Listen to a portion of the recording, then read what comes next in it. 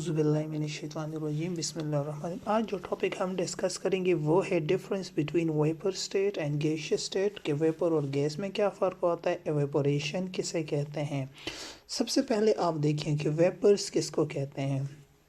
Substance which are liquid اور solid at room condition, وہ چیزیں جو سالڈ یا لکوڈ فارم میں ہوتی ہے روم کنڈیشن پہ۔ روم کنڈیشن سے مراد ہے 25 ڈگری سینٹی گریڈ اور 1 ایٹماسفیرک پریشر، اس کو ہم جنرلی ویپر کہتے ہیں۔ گیس کس کو کہتے ہیں؟ Substances which are gases at room condition, وہ چیزیں جو روم کنڈیشن پہ 25 ڈگری سینٹی گریڈ اور 1 ATM پہ تقریباً گیس ہوتے ہیں یا گیشیس اسٹیٹ میں ہوتے ہیں، تو اس کو جنرلی ہم گیس کہتے ہیں، کریکٹ۔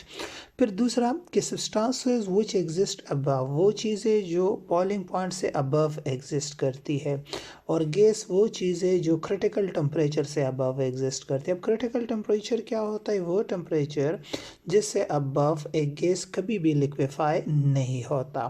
اسی طرح بوائلنگ پوائنٹ کسے کہتے ہیں؟ وہ ٹمپریچر جس پہ ویپر پریشر کسی بھی لیکوڈ کا ایٹماسفیرک پریشر کے برابر ہو جائے۔ پھر جو ویپر اسٹیٹ ہے اس میں فیز چینج ہوتا ہے، اور جو گیشیس ہے اس میں کوئی فیز چینج نہیں ہوتا، ٹھیک ہے، یہ بات یاد رکھیے گا۔ فیز چینج سے مراد ہے جس طرح یہاں پہ liquid change into viper state, viper conditions back, ٹھیک ہے۔ پھر دوسری بات کہ جو ویپر ہوتے ہیں یہ ایزلی کنڈینسیبل ہوتے، کنڈنس میں جو کسی بھی ویپر کو آپ دوبارہ لیکوڈ میں کنورٹ کرے، گیس کنڈنس آسانی سے نہیں ہوتا، ٹھیک ہے۔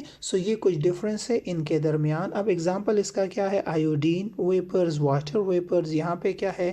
Oxygen, nitrogen, chlorine, CO2، O3، general یہ سب گیسز ہوتی ہے ایٹ روم کنڈیشن۔ اب ایویپوریشن کس کو کہتے ہیں؟ The conversion of liquid into its viper, conversion کس چیز کا؟ لکوڈ، یہ لکوڈ ہے، لیٹس سپوز یہاں پہ یہ سرفیس کے مالیکیول ہے، ان کی کائنیٹک انرجی زیادہ ہوتی ہے اور نیچے والوں کی کم ہوتی ہے، جس کی وجہ سے یہ اسکیپ کرتے ہیں سرفیس سے، اور اسی پروسیس کو ایویپوریشن کہتے ہیں۔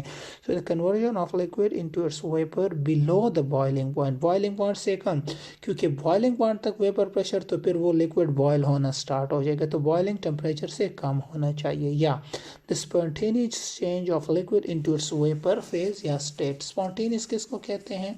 وہ change which is carried out by using its internal energy یا its energy no use of external source، مطلب یہ مالیکیول نیچے والے مالیکیول سے انرجی گینٹ کرتے ہیں اور پھر یہ یہاں سے ایویپوریٹ ہو جاتے ہیں۔ پھر ایویپوریشن جو ہوتا ہے take place at all temperature, evaporation تمام ٹیمپریچر پہ ہوتا ہے، اور ایویپوریشن کو جب کسی کلوز کنٹینر، اب اس کو بند کر دو تو پھر اس کو ویپر پریشر بھی کہتے ہیں، ٹھیک ہے۔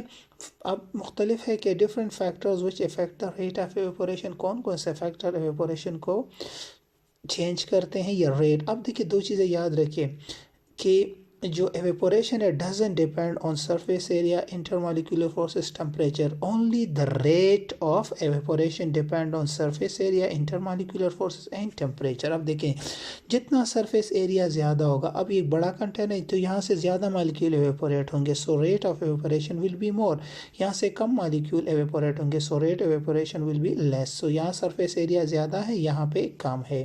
اب یہاں پہ دیکھیں جتنے انٹرمالیکولر فورسز اسٹرانگر ہوں گی، سو مالیکیولز کو ایک دوسرے سے جدا کرنا مشکل ہوگا، سو ایویپوریشن کم ہوگا، مطلب واٹر کا ایویپوریشن سلو ہوگا اور ایتھر کا ایویپوریشن تیز ہوگا کسی بھی گیون ٹمپریچر پہ۔